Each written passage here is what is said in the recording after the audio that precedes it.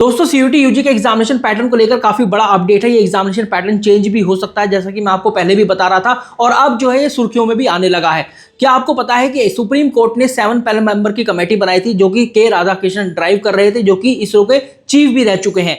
और उन्होंने ये बताया कि जब एनटीए का विफल देखा गया यहाँ पर यूजीसी नेट को एनटीए द्वारा कंडक्ट किए जाने वाले सीयूटी एग्जाम को लेकर या फिर नीट यूजी को लेकर, तो उन्होंने वहां पर दो बातें ऐसी बोली कि एक तो यूजीसी नेट का जो एग्जामिनेशन है 2 बार कंडक्ट होना चाहिए, वो तो बात मैंने आपको पहले भी बताती थी। उन्होंने ये बात भी बताई कि नीट यूजी का जो एग्जामिनेशन है उसको हाइब्रिड मोड में ट्राई करना चाहिए एनटीए को, मतलब कुछ जो पेपर्स हैं वो ऑनलाइन मोड, कुछ ऑफलाइन मोड। इसके अलावा एक बात उन्होंने और सजेस्ट करी कि सीयूटी यूजी एग्जामिनेशन की बात करें तो ऐसा क्यों है कि एक ऐसा बच्चा जो कि बोर्ड एग्जामिनेशन के अंदर फिजिक्स केमिस्ट्री मैथ देकर आ रहा है, तो उसको वापस से क्यों फिजिक्स केमिस्ट्री मैथ के अंदर अपीयर होना है सीयूटी यूजी के अंदर। सीयूटी यूजी एक ऐसा एग्जामिनेशन होना चाहिए जहां पर बच्चे का जनरल एप्टीट्यूड, मतलब लैंग्वेज टेस्ट और जनरल टेस्ट, यहां पर बच्चों को आंका जाए। तो इसके रिप्लाई में यूजीसी के जो चेयरमैन है मामिदाला जगदीश जी, उन्होंने भी बोला है कि क्यों ऐसा जेईई मेन और नीट में नहीं होता कि बच्चे को वापस से पीसीएम या पीसीबी का एग्जामिनेशन देना पड़ता है।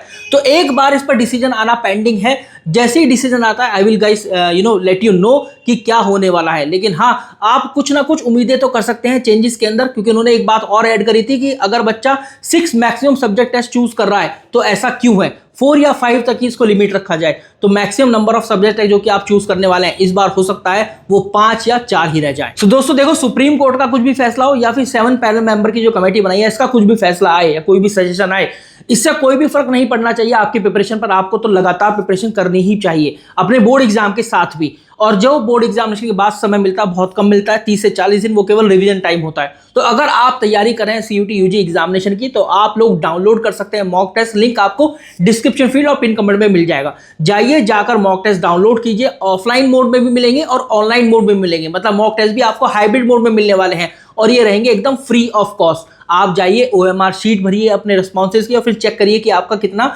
मार्क्स आया है। नेगेटिव के लिए -1 और पॉजिटिव के लिए +5 आप जरूर दीजिएगा। और लास्ट के जो 2 मॉक हैं वो होंगे ऑनलाइन, तो आप उनको भी जरूर अटेम्प्ट कीजिए।